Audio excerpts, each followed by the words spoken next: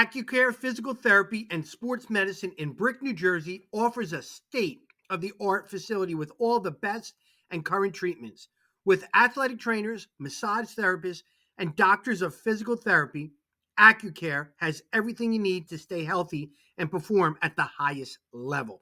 Cupping, stretching, laser therapy, compression boots, and a full-body cryo chamber are just some of what you can expect at Accucare. Check out their website and social media links in my bio. No prescription is needed to see them.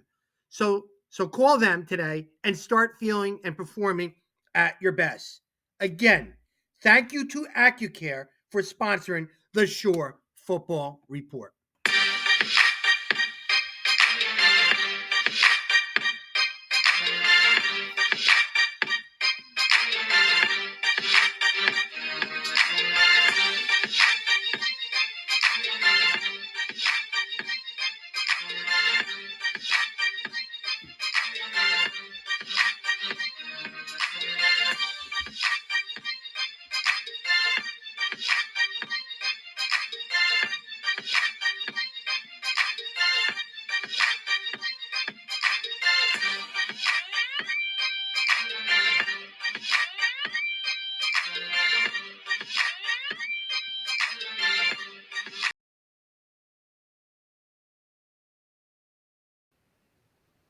Now we're talking the Colonial division, Coach. I guarantee you there will be a new champion in the division this year, and that's because Toms River North, who steamrolled everybody last year on their way to 14-0, has been moved up to the American division. I mean, honestly, this is almost a completely revamped Colonial division this season. I mean, other than Long Branch, everyone else is new. Yeah.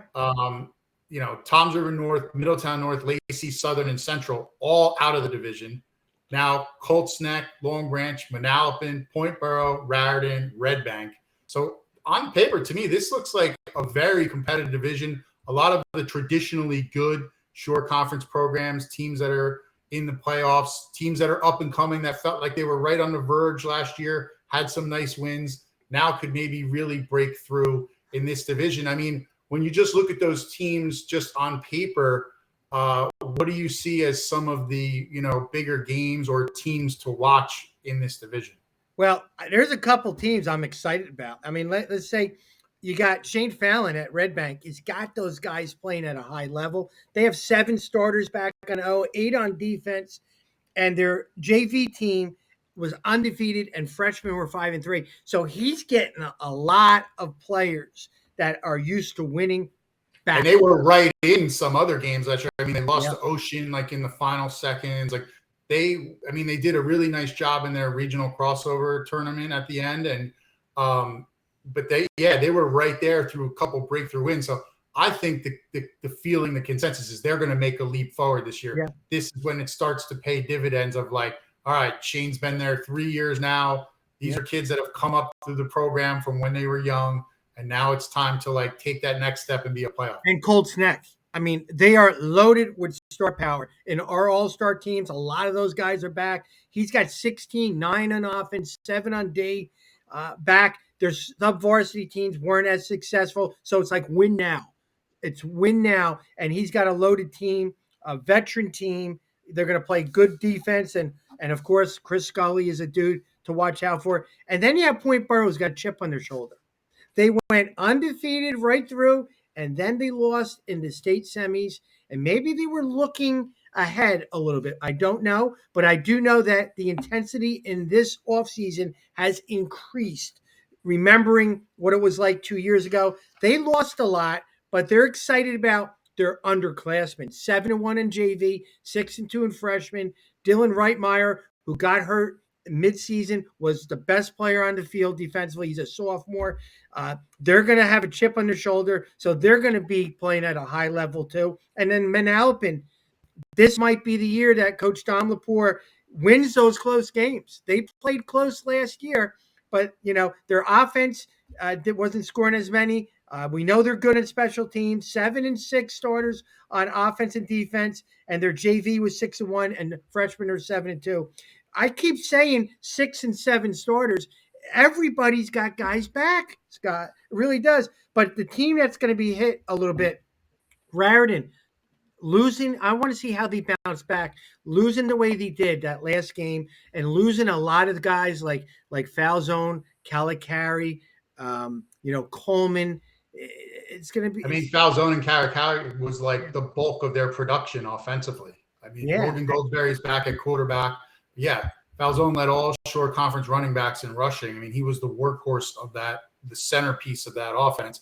Calicari also was putting up yards as an all-purpose type player. And I think the toughest part for Raritan is their schedule. We're talking about schedules is pretty ruthless. I mean, because their first game, non-divisional game, is Middletown South, who, as we talk about in the American Division video, is coming back stacked with stars, ready to make a push for the state title, the sectional title that they just came up short of last year. So that's a tough way to have to start a season with a lot of new guys in the lineup, particularly on offense, to have to face them. For me, the curiosity too is, like you mentioned, that Manalapan team. What will it be like when you go down from the American Division and playing those teams every week to playing other teams where, maybe you're not playing a top 5 team in the short every single week? Can you make some headway and kind of turn things around? Because you're right. Their season, 20 points the other way, and all of a sudden they're like an 8-win team. They were losing one excruciating game in the fourth quarter after another. And I think another team that we saw, especially with an impressive state playoff win, was Long Branch. That's what I was going to just talk about. They have 6-6 back, but something about Long Branch where they got guys playing different positions just to, supply the offense and defense. They had a lot of linemen, guys that were playing linemen, because they were skilled kids, and maybe a backup tight end or a fullback playing guard. Coach King's got him in the right direction. It was tough coaching right after Coach George, but they had a very good run in the playoffs. Looked good in the Thanksgiving Day game. Yeah, I mean, they shocked the unbeaten Pennsauken team. I think that the point for them is kind of similar to like what you mentioned for Manalapan. Their offense needs to take that next step forward. I thought defensively they were very sound last year. That Pennsauken team was averaging like almost 40 a game, and they shut them down. So that area was pretty squared away. Ernest Reeve is a dude. That's what I say. Do you feel like he's going to be able to take that next step to be more of a playmaker after getting his feet wet? He's going to be a premier guy coming into next season. Bigger, stronger, faster. But I liked his RPO concepts. He's very cerebral. Very cerebral. We know athletically he can do it, but he's very cerebral. So you don't have to. It's interesting that this division has 2 division champs from last year from other divisions. Yeah. Colts Neck tied for a division championship, and Point Borough obviously was undefeated in their division. So Colts Neck won a piece of the Constitution. Borough won a outright title in their division. So it's just going to be really interesting up for grabs. And when you're trying to pinpoint specific games, an interesting game for me will be Red Bank against Point Borough in that second or third week of the season in September. That I think will be an early kind of separation game. And I do like that there's a, Colts Neck's going to play Manalapan, kind of that freehold regional district. Colts Neck also plays Point Borough in their second game. And they have a really difficult non-division game against RBC. Interesting subplot there is that Matt Ahern, the Colts Neck head coach, was a longtime assistant at RBC when they did a lot of winning there. With so Frank, he'll be coming back to face the Caseys. Frank Edgley. Wasn't he with Frank? Yeah. Yes. Yep. And with Jim Portella when Jim followed up Frank. But so that's a really tough game for Colts Neck to start off with. But like you said, they have Scully, so they have an important piece right off the bat. One of the best returning running backs in the short conference. Red Bank's a wild card. Red Bank's the other teams are challenging themselves too. Like Long Branch, I believe, plays Donovan Catholic, right, in their first game. Yeah, Donovan Catholic week 1. Yeah, their schedule is pretty tough. Playing Donovan Catholic, of course, playing St. John Vianney. They play 2 parochials, so they're getting 2 multipliers. So if they can get their 2 wins, which they are, they're going to be a 3 seed or better in their brackets. So they're set. And I feel like Point Borough has a pretty challenging non-division schedule too. Like there's You look at their schedule. This division to me does not have a weak team, period. Mm-hmm. So, I mean, maybe you could say Raritan in the sense that they lose some people, but they're a tough program. They battle people every game. That's rarely going to be like, hey, this is like an easy win. They seem to, like, they're kind of a next man up. Like, we'll find a way and we'll battle you. So I look at this division. I'm like, these are all good programs. So if you have this and you have some of these non-division games at some of these teams, like look at Point Borough's non-division, they got Rumson out of the division. I mean, that's a really challenging game with big, like, Group 2 playoff implications. But Scott, the wild card team is Red Bank because they haven't been a playoff team. They're starting to get back their mojo, and they have looked good the last couple of games last year. And if they can find a quarterback to facilitate, and the kid Jasir Jones is as good as anybody. He was at my showcase the other day, and he is dynamic. They got some guys. They got Griffin Egan, a lineman. You add them to the mix, and people are like, "Oh, they're for real." Yeah. So this, especially considering, there's no 100% clear favorite division in this favorite in this division to me. So why can't Red Bank win it? I don't think that's crazy to say that they have a good shot. Yeah. So yeah, that's what I think. This division will be very fun. This could potentially be a division where you have like a co-champ or a tri-champ because nobody makes it through completely. I can see that. Colts next going to be in every game because they're going to run the football, they're going to play good defense, and they're going to rely on special teams.